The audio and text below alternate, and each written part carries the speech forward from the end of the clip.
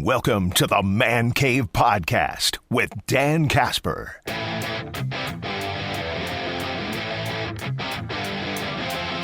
Do Local Sports Roundup brought to you by Carpet City Flooring Center. So today is a day for high school football scrimmages across the area.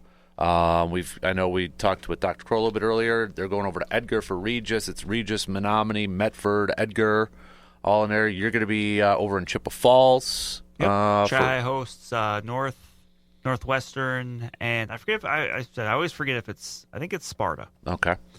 But so you've been doing a really good job. If anybody wants to check out Chippewa.com or pick up Chippewa Herald, doing some previews of a lot of our local high school teams, 8-man and full squads, or 8-player and full squads over there too. So, and then next week begins games. Yeah, next right Thursday away? is the first set of games. Oh man, and we get going, yeah. And I mean, girls golf is kind of underway now. I mean, they've been practicing, but games get underway there. Next Monday is the last of the teams to start practice. It's volleyball, cross country, and boys soccer, I believe. Okay, and then full steam ahead. So in your travels and in your chats with some coaches and such, has anything kind of stood out to you in that, or is it still kind of early in the process, do you think? I mean, it's still early in the process. There's certain things I was talking with coaches about, and one of them is something I'll have a story on once the season gets underway, and that's the changes to the playoff format, or how teams make the playoffs, which is interesting. And we talked, I think, a little bit about this earlier on this year, but now they have adopted something they're calling the playoff matrix, which basically it is a way of setting up the playoffs that was done in Ohio, was very popular. Coaches there really liked it, and now here in Wisconsin it's being adopted. And the primary differences are at the start of the season, teams know which division they're in, as opposed to it being decided when the playoff pairings come out. Okay. So Chippewa Falls, Eau Claire, Memorial, Eau Claire North, they're Division I. Menominee's Division III. New Richmond's Division II. I think Rice Lake is D3 too, if I remember correctly.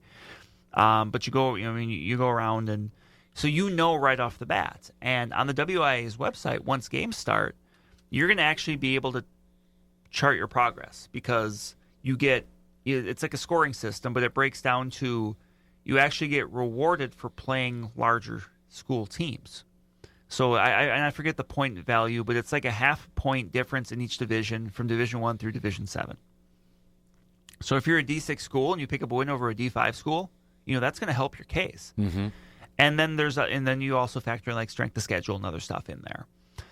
And so every week you're going to be able to see, okay, this is where we stand. Hey, right now we would be the 7 seed. Mm-hmm. Right now we would be on the outside looking in. And it kind of gives you that idea of knowing. Now, it's a little bit different in A player because there's only one division, so there's no you just kind of know where you stand. Mm-hmm. But either way, I mean, I've talked with coaches, and the general consensus is they like it. They like the transparency. That's something that we haven't always seen when it comes to playoff pairings, especially the last few years, because keep in mind, I forget how long ago it was. I think it might have been 2019, where you would have the WIA the last night of the regular season, once all the games were done, they would come out with the playoff qualifier list, where you had the 224 teams that made the playoffs. Mm-hmm. And then you would know the divisions. They would break out, okay, here are the regions, and then the next morning, coaches would meet and they'd have a seating meeting. Okay. Every coach would give their spiel, say, hey, this is our team, this is what we're about, and then coaches would vote on who was the 1, who was the 2, who was the 3. Mm-hmm. They went away from that system 2-3 years ago, I forget however it was, and the WIA went to its own formula for it. You would still know, and it was a little bit different because you wouldn't necessarily know if you were in the playoffs or not. And they had like a Saturday morning playoff pairing reveal show. But the thing was, you never fully knew what the system was. You didn't know how it was weighted. And that's kind of something you've seen with other sports like basketball, where that's been kind of a complaint with other coaches sometimes is, okay, we kind of know what goes into it, but we don't know how much.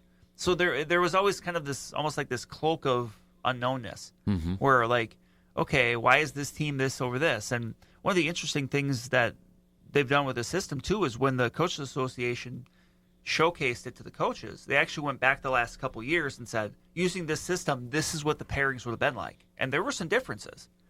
So, and there were some teams around here that those differences impacted. You know, maybe a team was a 2 seed or was a 3 seed, but they would have been a 2 seed. Well, that's the difference. That's the difference between a home game or not in the second round. Like, so that's going to be, I think, a big thing for people to kind of keep an eye on. It's just that, you know, you're going to be able to keep a track of your team, and you're going to know after the first game, after the fifth game, after the eighth game, like, okay, where do we stand? Right. And knowing what's ahead. And that's interesting.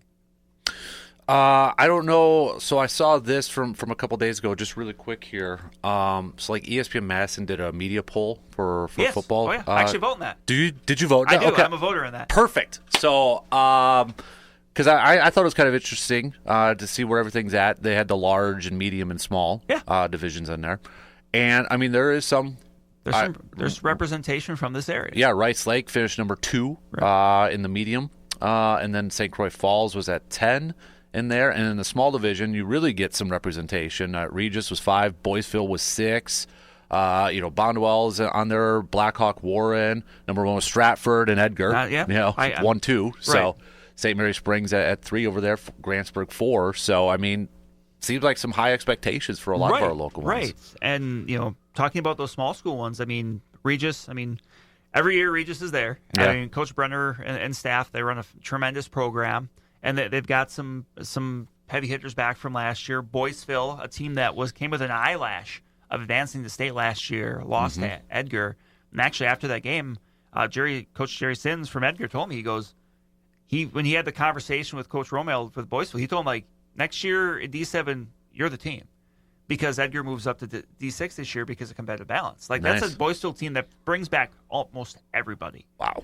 Like, including their quarterback, their running back, like, just all of their heavy hitters are back. So that's a Boyceville team that in the Dun St. Croix and maybe beyond is going to be one that a lot of people are keeping a very close eye on. And then, of course, Rice Lake again, right. up there and too. Then, so, they're going to have a lot of turnover from last year, but that's a Rice Lake team that figures it out. Yeah, it's a program. Dan, Coach Hill up there does a great job with it.